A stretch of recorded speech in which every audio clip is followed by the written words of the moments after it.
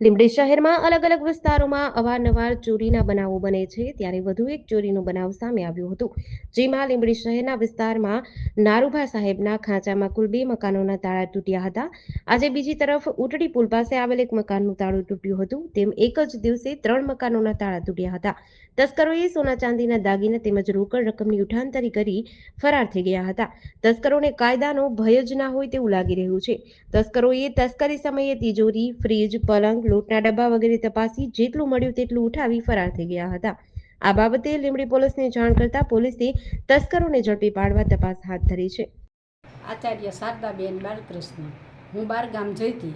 પાડોશીએ મને જાણ કરી કે તમારા ઘરે તાળા બે તૂટ્યા છે, બાયણા બધા ખુલ્લા છે, તમે આ તાત્કાલિક નીકળી જાઓ. અમદાવાદ જઈ હતી, હું ન્યૂ ઓલામાં હતી, હાડના ઓલા સિવિલમાં.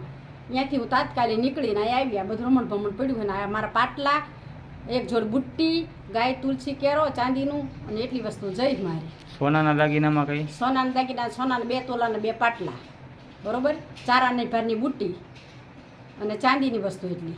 બીજું કઈ? બીજું કઈ નથી. રોકડ રકમ કેવું કઈ? રોકડ તો હતું જ નહીં, રૂપિયો ઘરે નથી રાખતા, બેંકમાં જ હોય. જે કોઈ આ પાટલા ગલત થયા મારે 2 મહિને પીડ્યા હતા ને લોકરમાં. ભગવતીનું સારું. અંદાજે કેટલા તોલા ગયું હોય છે? 2 તોલા, હવા 2, 2.5 તોલા ગયું, બરોબર. 2.5 તોલા અને 200 ગ્રામ જેવી ચાંદી. પોલીસને જાણ કરી તમે કઈ આ બાબતે? ના, હજી આવ્યા જ નથી. કરી છે? જાણ કરી છે તમે પોલીસને? ના, નથી કરી. એકવાર આવી છે પણ એમ ઘરે નથી પહોંચી. રાજેન્દ્રસિંહ કેશુભા કાલે ભાવનગર માતાજીના દર્શન કરવા ગયેલ. આજે સવારે આવેલ તો મકાનના તાળા તૂટેલ હતા.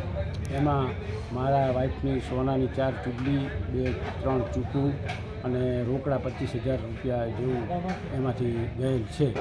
અને તમામ મારા ઘરનો કબાટ તેમજ તિજોરી બધી વેરવિખેર કરી નાખેલ છે.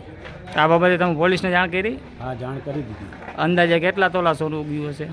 લગભગ 1.25 તોલા. GDC ન્યૂઝ સાથે કલ્પેશ વાઢેર, સુરેન્દ્રનગર.